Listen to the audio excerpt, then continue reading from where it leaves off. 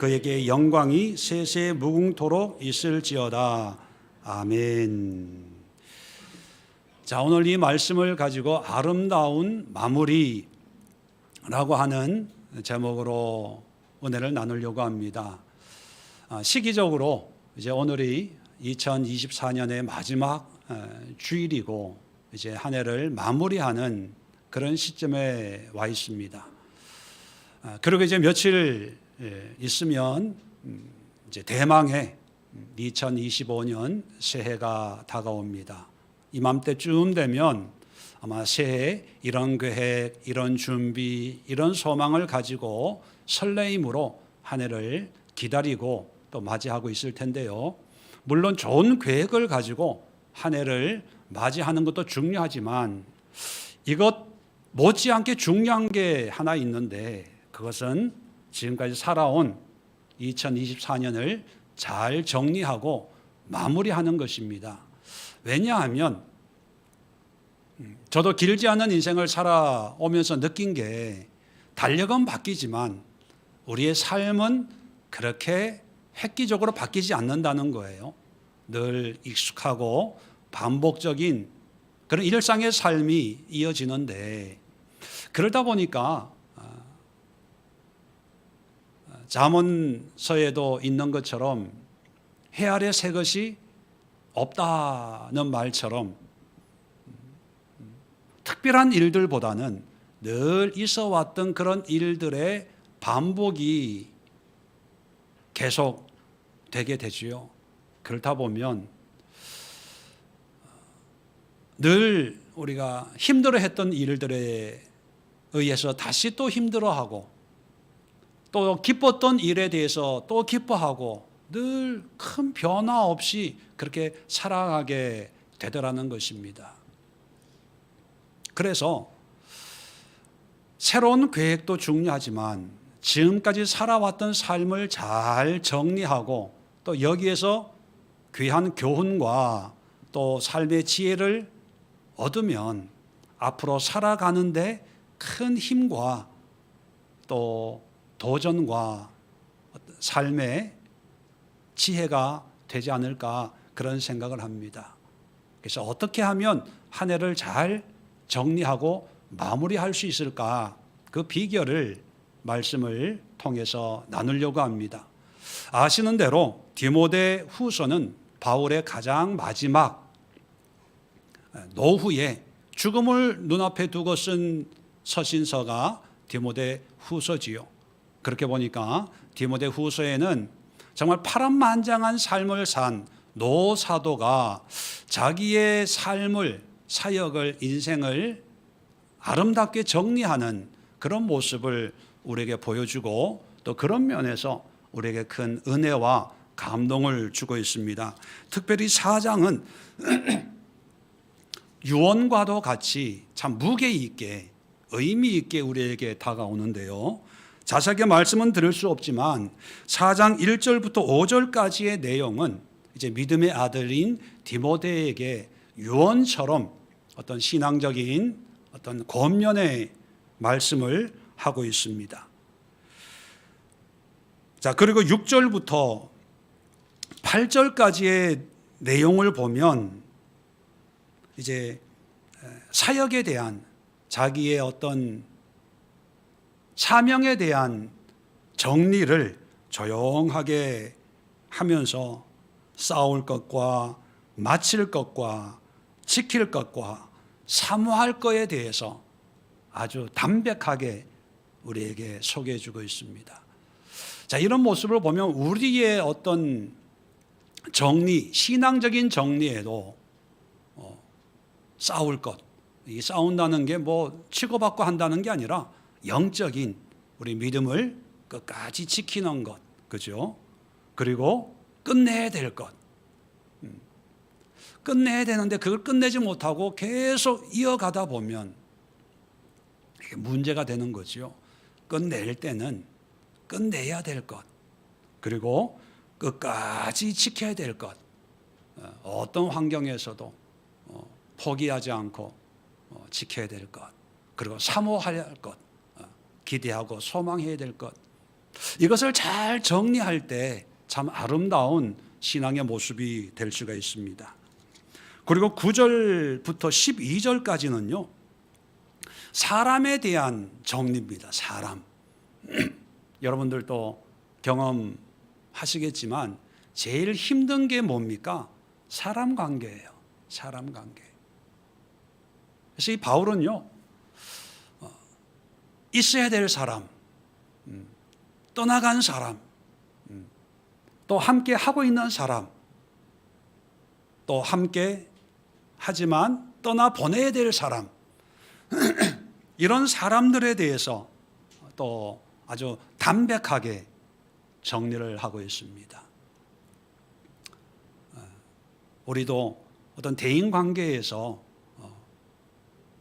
끝까지 미련 가지고 이렇게 하기보다는 이런 인간 관계에 담백한 정리가 돼야 어떤 새로운 계획을 세울 수 있고 새로운 삶을 이제 추구해 나갈 수가 있는데, 끊어야 될 사람을 끊지 못하고 보내야 될 사람을 보내지 못하고 있어야 될 사람을 맞이하지 못하고, 이게 복잡해지니까 달력은 수십 번 바뀌겠지만 우리의 삶에 정리가 되지 않고 오히려 엉클어진 실타래처럼 중구난방이 되는 경우가 있지요. 자, 이 사람의 관계에서도 제가 설교하고 싶은데 오늘은 우리가 함께 살펴본 14절부터 18절까지의 내용이 뭐냐면 바로 생활에 대한 정리입니다. 생활, 일상의 삶을 어떻게 정리를 할까? 이 바울은 이제 죽음을 눈앞에 두고 있습니다. 그러니까 아마 로마 감옥에서 마지막 투옥이 돼서 이제 사형을 당하기 직전에 이 편지를 썼다고 보는데, 아마 참 지나간 그 파란만장했던 우여곡절 많았던 삶의 그 기억들이 아마 주마등처럼 아마 스쳐 지나갔을 겁니다.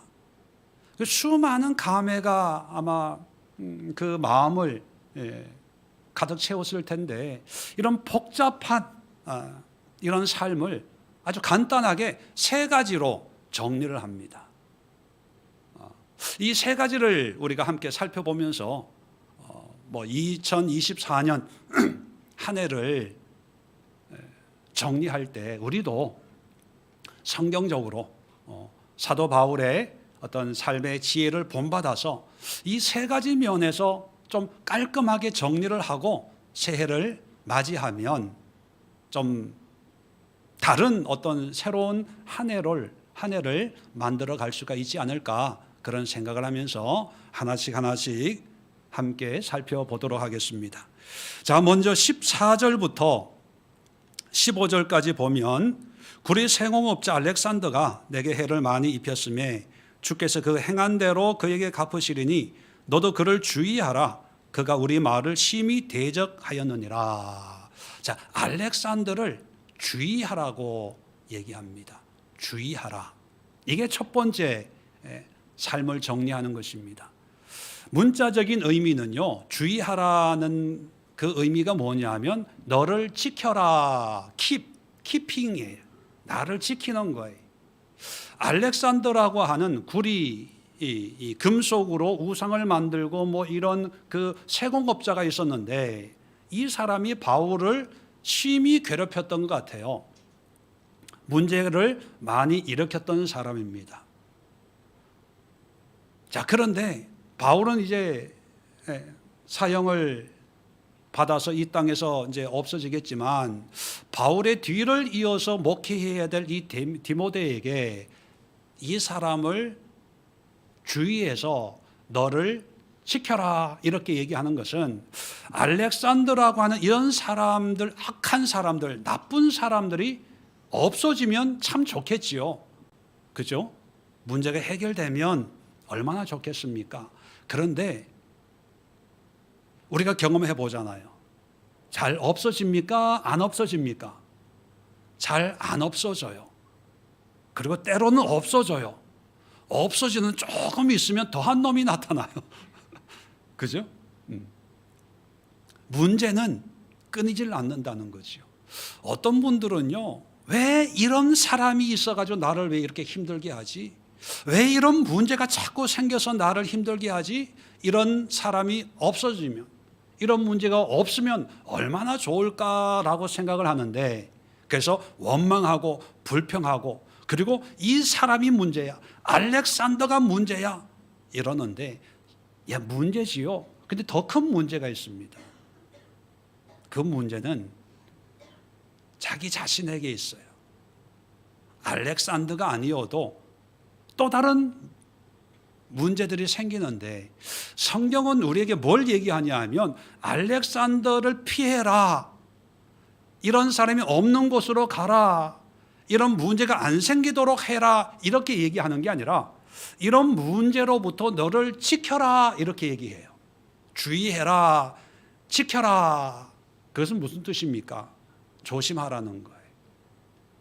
알렉산더뿐만 아니라 이런 유형의 사람들이 계속 있을 테니까, 이런 사람이 있다고 불평하고 원망만 하지 말고, 이런 사람이 있음에도 영향받지 말고 너의 신앙을 지키고 믿음을 지키고 삶을 지키도록 해라, 이거예요.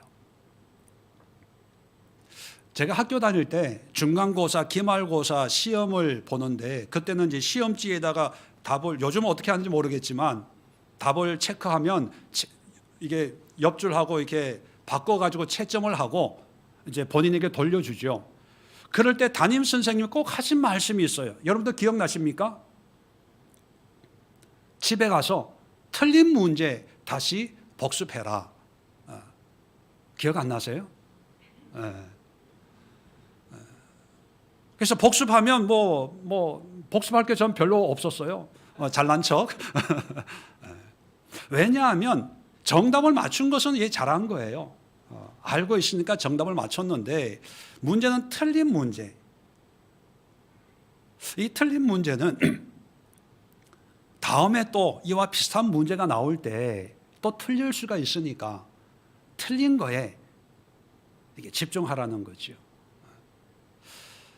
경제학에 파레토의 법칙이라는 게 있습니다. 이탈리아 파레토라는 사람이 얘기했다고 하는데, 보통 2080 법칙 이렇게도 표현하고 하곤 하는데, 무슨 뜻이냐면 20%가 전체의 80%를 결정한다는 거예요. 예를 들면 교회 성도의 20%가 교회의 80%의 일을 하고, 손님의 20%가 전체 매출의 80%를 이제 매출을 만들어 준다. 이런 개념으로 많이 사용을 해요. 그걸 우리 신앙에 적용을 하면 우리가 늘 감사한 일들이 너무 많거든요. 그런데 왜 우리가 감사하지 못하냐 하면, 우리 삶 속에 20%의 어떤 안 좋은 일이 생기는데, 그 20%의 안 좋은 기억이 우리의 80%를 결정을 하는 거예요. 다시 말씀드리면 20%의 안 좋은 기억이 우리의 삶의 질을 결정해요. 보면 참 감사하고 행복하게 살만도 한데 늘 짜증, 불평, 불만, 없다, 그렇게 얘기를 해요. 왜? 20%의 기억 때문에. 이번 크리스마스 때 어떤 분을 만났는데요, 여의도에 사시는 분이에요. 아파트 평수가 100평이래요. 노부부를 만났는데, 근데 이 부인이 늘 남편에 대해서 불평을 하는 거예요. 돈도 많이 못 벌어다 놓고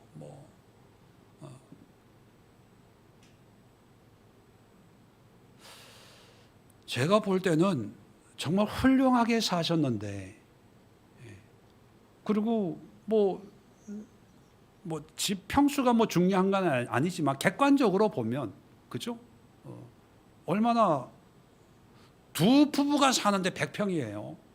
두 부부만 80대 부부가 사시는데.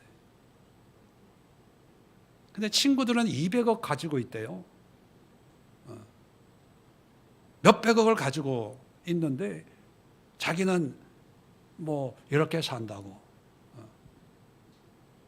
왜 그러냐 하면요, 그분들의 인생이 힘들어서가 아니라 그 20%, 그 몇 가지 사건 비교하고 뭐 이러는 거 있잖아요. 요것 때문에 전체 내 삶이 가난하다 이렇게 속는 거예요. 이런 걸로부터 이 20%의 어떤 작은 문제들로부터 나를 지켜야 되는데, 어리석은 사람들은요, 이 20%의 문제를 만드는 이 문제까지도 없애야 내가 행복해진다고 생각을 해요. 근데 없어질까요? 절대로 안 없어져요. 누구에게나 문제는 있기 마련이에요. 그래서 바울이 디모데에게 알렉산더를 쫓아내려고 하지 마라, 멀리 떠나보내라, 뭐 이런 얘기를 안 해요. 여전히 알렉산더는 상수로 있는데 이로부터 너를 지켜라. 이게 주의하는 거예요. 여러분, 내년에도 여러 가지 문제들이 생길 거예요. 근데 그 문제들을 어떻게 해결하냐? 여러분, 문제를 해결할 수 있는 능력은 우리에게 없어요. 왜? 있었으면 벌써 해결했죠. 우리가 할 수 있는 것은 그런 문제로부터 영향을 안 받도록 나를 지키고 가다듬고 보호하고 끊을 건 끊고 보낼 건 보내고 정리할 건 정리하고 이러는 것은 우리가 할 수가 있습니다.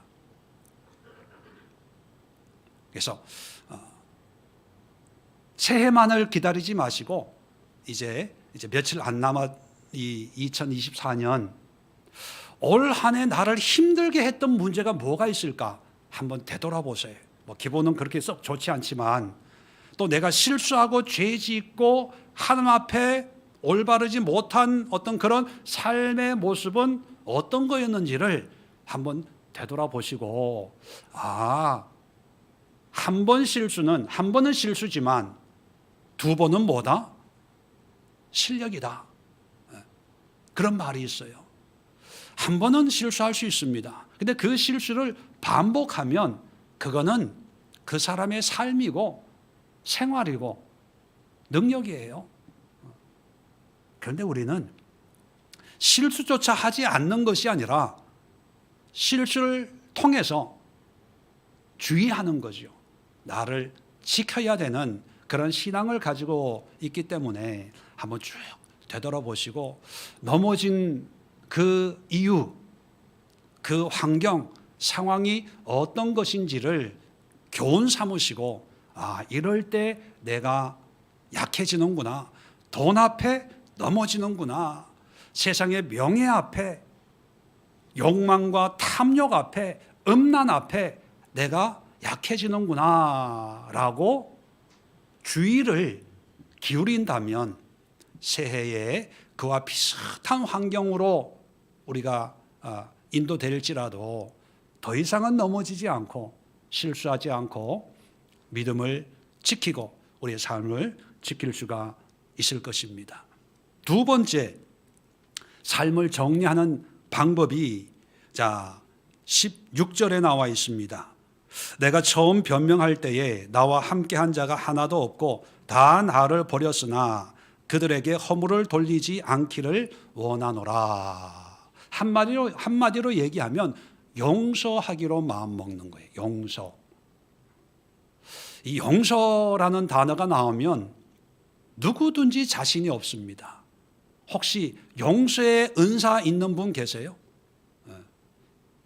내가 잘하는 것은 용서야, 이런 분 계십니까?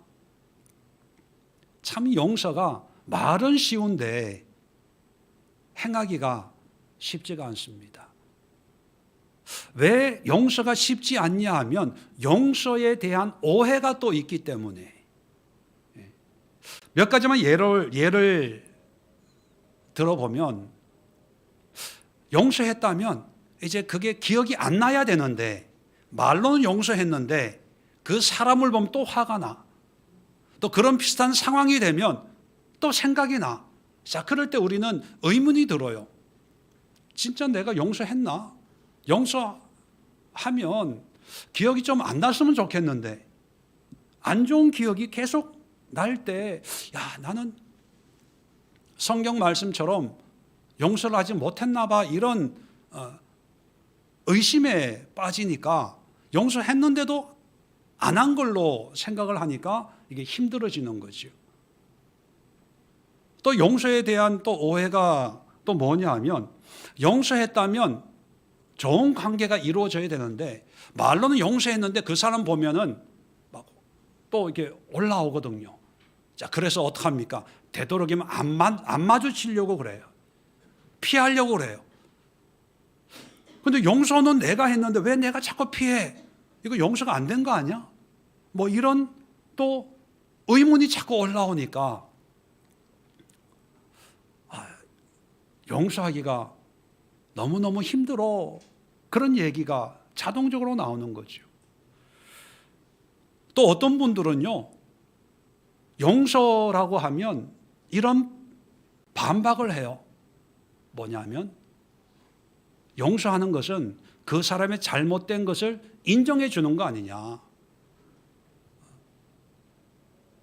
잘못한 걸 잘못됐다고 해야 되는데 그냥 오냐 해주면 그 사람의 잘못을 인정해 주는 거니까 용서해 주면 안 된다는 생각을 하고 있고요.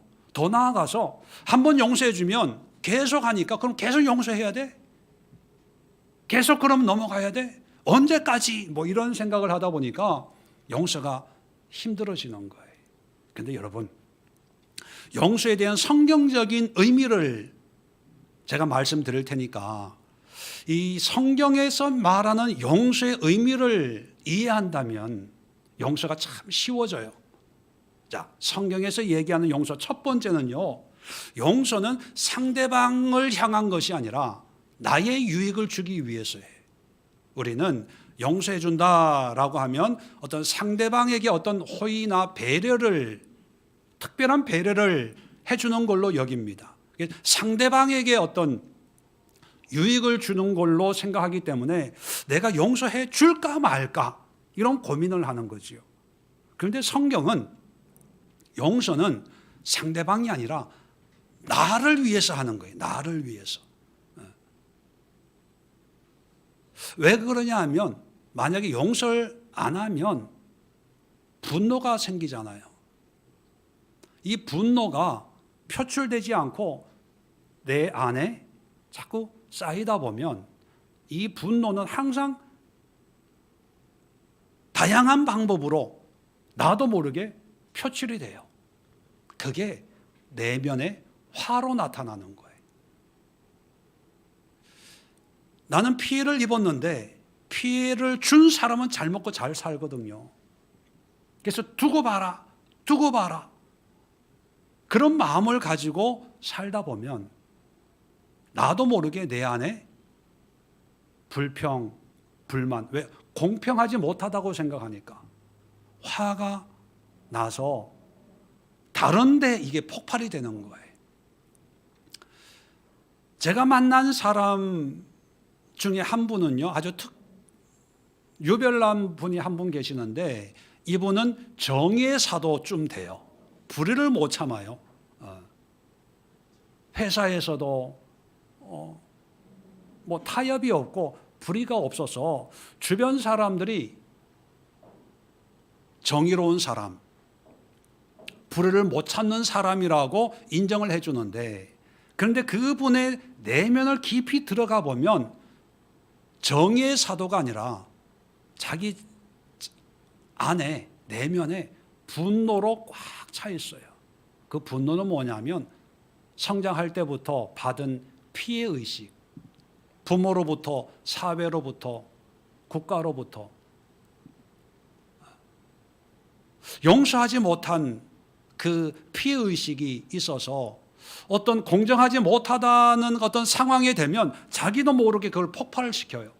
근데 사실 공정하지 못한 상황에서 정의를 외치는 것은 당연한 거거든요. 근데 방법의 문제입니다. 방법의 문제.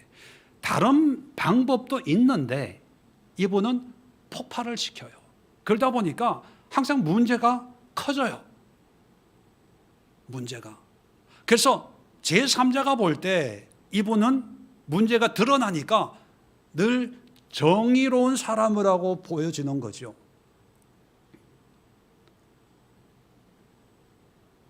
그런데 폭발시켜 놓고는 수습을 못해요. 수습할 능력은 없거든요. 그러면서 늘 또 다른 피해를 입는 거예요.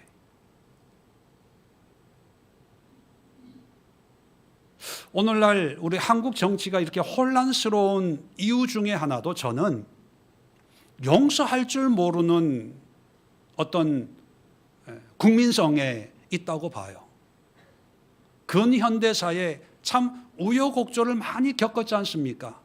자이든 타이든 의도했든 의도치 않았든 가해자가 있고 피해자가 생겼습니다. 그런데 문제는 뭐냐면 누구 하나 이런 문제에 용서라는 기술을 발휘해서 용서하는 모습을 보여주지 않고 복수의 화신이 되는 거죠. 두고 봐라. 두고 봐라. 내가 정권 잡으면, 내가 뭐 대표가 되면, 내가 뭐가 장관이 되면. 여러분, 용서는 상대방을 위한 것이 아니라 내 자신을 위한 거라고 생각을 하시고, 두 번째는요, 용서는 죄를 없애주는 것이 아니라 하나님께 맡기는 거예요. 사람은 죄를 용서할 수 있는 능력이 없어요. 오늘 성경 또 보면 14절 끝에 보면 주께서 그 행한 대로 그에게 갚으시리니 너는 그를 주의해라. 죄의 대가는 하나님이 갚으시는 거예요. 이 용서의 능력이에요. 용서의 능력.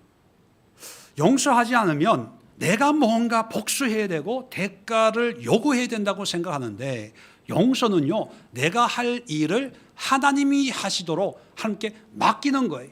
그러니까 죄가 없어지는 게 아니에요.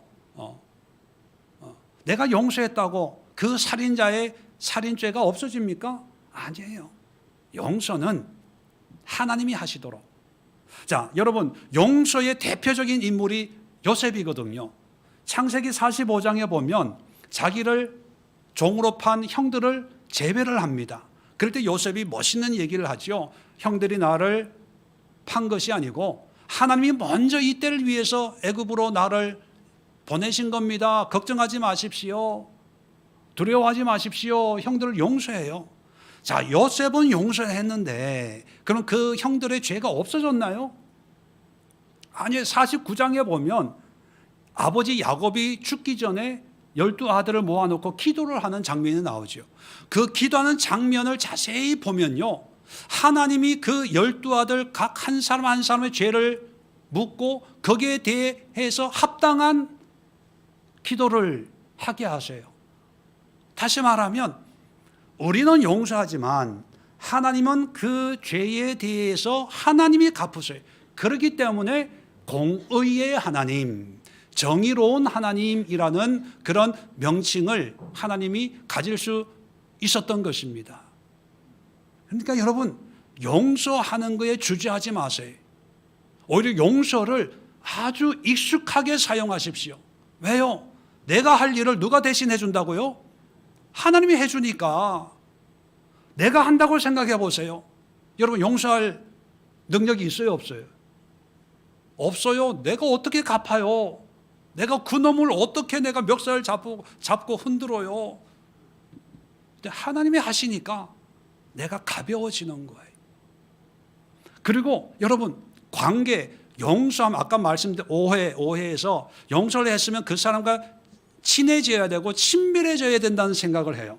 근데 사실 우리의 감정이 그렇게 쉽지 않잖아요. 근데 성경을 보면요, 용서하라고 했지 친구가 되라고는 얘기 안 해요. 용서가 중요한 거지 그 다음 관계는 여러분 불편해질 수 있어요. 그게 사람이에요. 그 사람 보면 다시 속에서 막 끌어오를 수 있어요. 그게 사람이니까. 그래서 여러분 용서를 했는데 여전히 내가 불편하면 좀 거리를 둘 수 있어요. 안 만날 수 있어요. 연락 안 할 수 있어요. 피할 수 있어요. 하나님이 내 마음의 어떤 감정적인 문제까지 해결해 주실 때까지 지혜롭게 피하면 되는데 그걸 모르고 용서했으니까 이제 이 사람과 내 이웃을 내 몸처럼 사랑해야 되니까 내가 사랑해야지 막. 그래서 앞에서는 막 웃고 형제님, 집사님, 권사님 그런데 집에 가가지고는 회개해요. 왜 나는 예수님처럼 살지 못할까? 왜 사랑이 없을까? 여러분, 그러니까 용서가 힘든 거예요. 용서가 중요한 거지. 용서 뒤의 관계에 대해서는 성경에서는 다른 말씀을 하지 않습니다. 그렇다면 우리가 지정의로 하나님의 형상을 본받아서 지어졌기 때문에 감정도 존중해 줄 필요가 있습니다. 그래서 마음이 불편하면 그 자리를 좀 피하셔도 되고 안 만나도 되고, 더 중요한 건 마지막인데 더 중요한 것은 용서한 사람과의 관계가 아니라 용서는요 나와 하나님과의 관계를 더 친밀하게 만들어요. 우리가 주기도문에 아주 유명한 말씀이 나오잖아요. 내가 죄 지은 자를 사하여 준 것 같이 나의 죄를 사하여 주옵시고. 내가 용서를 하면 그 용서함으로 해서 내가 하나님과 더 친밀해지는 거예요. 이게 용서의 능력이거든요. 그러니까 하나님과 더 친밀해지려면 더 많이 용서하는 거예요. 더 많이. 그런데 우리는 용서를 사람과 사람의 관계로 생각해서 하나님과의 관계는 생각하지 않고 내가 용서했으니까 이 사람이 나를 대접해 주겠지? 앞으로 잘 행동하겠지? 어떤 기대와 어떤 소망과 또 내가 그 사람 앞에서 어떤 감정의 탈을 쓰고 속에서는 아직 정리되지 않는 감정이 있는데도 웃으려고 하고 아무렇지도 않게 이렇게 자꾸 이렇게 연극을 하려고 하니까 힘든 거예요. 내가 왜 굳이 이렇게 해야 돼? 그런 생각이 교차하다 보니까 힘든 거죠. 2024년 여러분 혹시 용서하기 힘들었던 그런 사람들, 사건들이 있다면 용서하세요. 하나님 앞에 맡기십시오. 그리고 자유하십시오. 그 용서를 통해서 하나님과 더 깊은 친밀한 관계를 회복하는 계기를 삼으시면 이제 새해 좀 더 홀가분한 마음으로 새로운 하나님의 인도를 기대하고 소망하고 또 경험할 수 있는 그런 은혜가 여러분들에게 찾아오게 될 줄로 믿습니다. 세 번째 정리는 감사입니다. 감사. 17절부터 18절까지 읽지는 않겠습니다. 18절 끝에 보면 그에게 하나님이죠. 영광이 세세 무궁토록 있을지어다. 자, 지금 말씀드린 서론에서 말씀드린 것처럼 바울은 로마 감옥에 갇혀 있는 상황이거든요. 또 사형 선고로 이제 죽음을 맞이해야 되는 그런 절박한 상황에 놓여 있습니다. 감사할 일이 없어요. 즐거울 일이 없는 거지요. 자, 그런데도 17절에 보면 주께서, 18절에 보면 주께서 나의 모든 악한 일에서 건져내고 구원하실 줄 믿습니다. 그러면서 하나님 앞에 영광이 세세 무궁토록 있을지어다 찬양하고 감사해요. 이 감사는 어디에서 오는 걸까요? 환경에서 오는 게 아니지요. 그러면 어디서 올까요? 영적인 것? 물론 영적인 거겠지만, 그러면 이 감사는 영성이 있는 사람만 한 걸까요? 성경에 범사에 감사하라. 예, 좋은 일에는 감사하지요. 근데 문제는 안 좋은 일에 어떻게 감사하냐는 거예요. 여러분, 안 좋은 일에도 감사할 수 있는 이 팁을 제가 알려드릴게요. 고린도후서 8장 13절로 14절에 보면 이런 말씀이 있습니다. 이는 다른 사람들을 평안하게 하고 너희는 공고하게 하려는 것이 아니요 균등하게 하려 함이니 이제 너희의 넉넉한 것으로 그들의 부족한 것을 보충한 후에 그들의 넉넉한 것으로 너희의 부족한 것을 보충하여 균등하게 하려 함이라. 이게 무슨 뜻이냐 하면 이제 예루살렘 교회가 이제 기근으로 어려운 상황이었거든요. 자, 그래서 이제 유럽에 있는 교회들이 연보를 이제 모아가지고 바울에게 이제 구제 헌금을 이제 전달해서 이제 구제하려고 하는 헌금을 모으는 그런 상황에서 이 말씀을 하는 거예요. 그래서 헌금하는 것은 너희들 경제적으로 힘들게 하려고 하는 것이 아니라 균등하게 하려 함이니, 균등이 뭡니까? 똑같이 한다는 거지요. 그러면서 14절에 뭐라고 얘기하냐면 너희의 넉넉한 것으로 그들의 부족을 보충하고 또 혹시 나중에 그들의 넉넉한 것으로 너희들의 부족을 보충해서 너희 교회나 예루살렘 교회나 다 똑같이 하려고 하는 거야, 이런 얘기를 하는 거죠.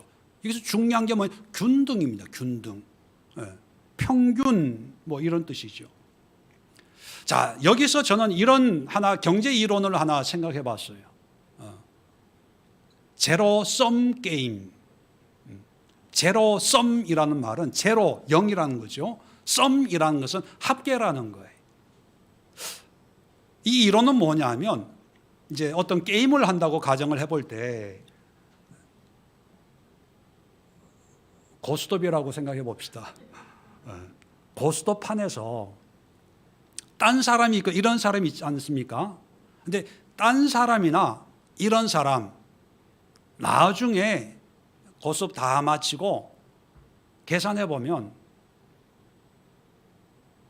딴 자와 이런 자를 돈을 합쳐보면 얼마가 될까요? 0원이에요.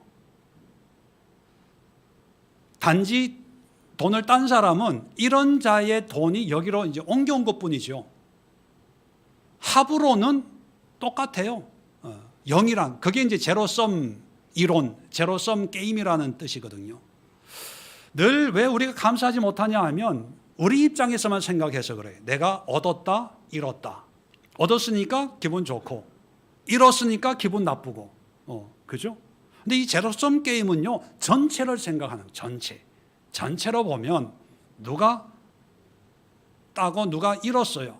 근데 단지 돈의 이동뿐이지 전체 총합은 불변해요. 똑같아요.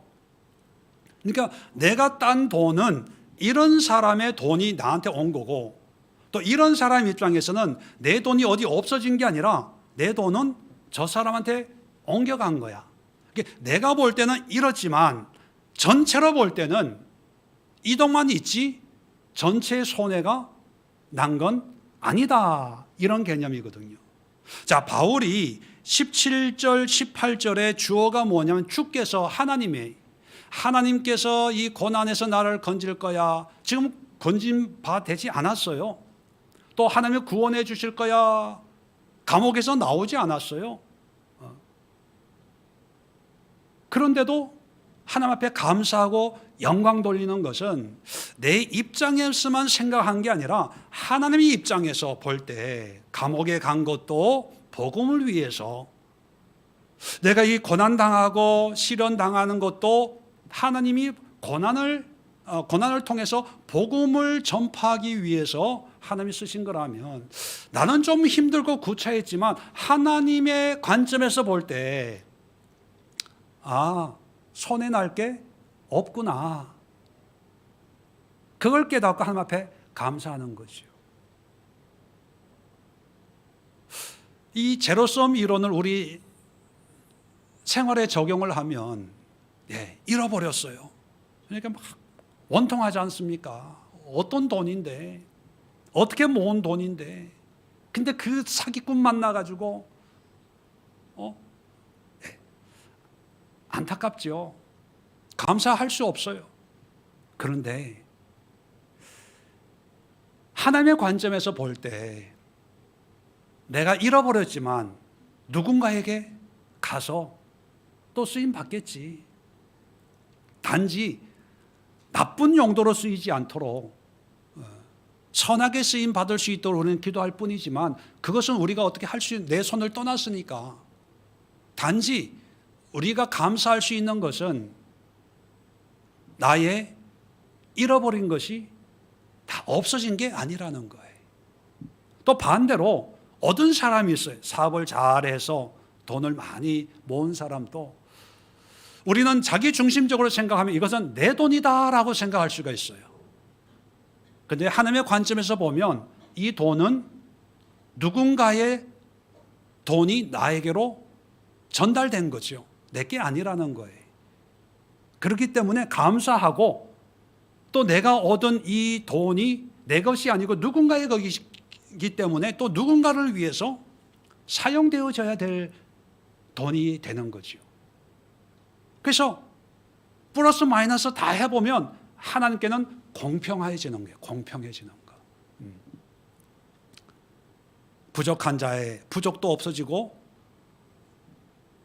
가진 자의 어떤 가짐에 넘치는 것도 없고, 결국은 다 공평하게 모든 것을 주관하는 이 하나님의 경륜을 생각할 때, 내가 좀 힘들어도 나의 힘듦을 통해 누군가가 좀 유익되겠지. 내가 좀 가난함으로 해서 누군가가, 내가 누릴 부분을 누군가가 가지고 있으니까 좀 넉넉하고 할 수만 있거든 유익되게 하나님의 뜻 가운데 쓰임받는 그런 삶을 살았으면 좋겠다라고 하는 그런 기도가 나올 수 있는 거죠. 그렇게 보면 모든 범사에 우리는 감사할 수가 있습니다. 내가 아파서 병원을 열심히 다녔어요. 그 아픔은 감사할 일이 아니지만 하나님의 관점에서 보면 내가 낸 병원비로 병원이 유지가 되고, 병원에 종사하는 사람들이 하나님의 관점에서 생각해 보면, 내가 이런 어려움을 겪음으로 해서 하나님이 계획하신 일들을 하나님은 이루어 가시는구나. 그럴 때 참 감사하구나 느낄 수가 있거든요. 바울은 죽음 앞에 자신의 인생을 이렇게 세 가지로, 첫 번째는 주의해야 될 것, 두 번째는 뭡니까? 용서해야 될 것, 세 번째는 감사해야 될 것, 이렇게 세 가지로 삶을 정리하고 있습니다. 그렇다면 우리도 며칠 남지 않는 2024년 우리 세 가지로 한번 깔끔하게 정리하고 우리 새해를 맞이할 수 있도록 여러분 귀한 시간을 하나님께 드려서 기도하면서 이 세 가지 차원에서 한번 정리하시는 그런 시간을 가져주시기를 다시 한번 부탁을 드리고 설교를 마치도록 하겠습니다. 기도합니다. 좋으신 하나님 아버지, 사도 바울이 자신의 삶을 세 가지 영역에서 정리하고 하나님의 사명을 마무리하는 것을 보면서 2024년 참 많은 일들이 국가적으로나 개인적으로 있었는데 이 복잡한 이 생활들을 주의해야 할 것을 다시 한번 확인케 하시고 또 용서해야 될 일들에 대해서 성경적인 의미의 용서를 하게 하시고 또 감사할 일에 대해서 감사하지 않는 일들까지 하나님의 관점에서 감사함으로써 정말 2024년을 아름답게 마무리하고 대망의 2025년을 맞이하는 우리 예수의 모든 성도들 되게 하여 주시옵소서. 이제는 우리 주 예수 그리스도의 은혜와 하나님 아버지의 크고 놀라운 사랑하심과 성령의 교통하심이 머리 숙여 기도하고 또 삶의 현장으로 나아가는 모든 권속들 위해 지금부터 영원까지 함께 하옵시기를 간절히 축원드리옵나이다. 아멘.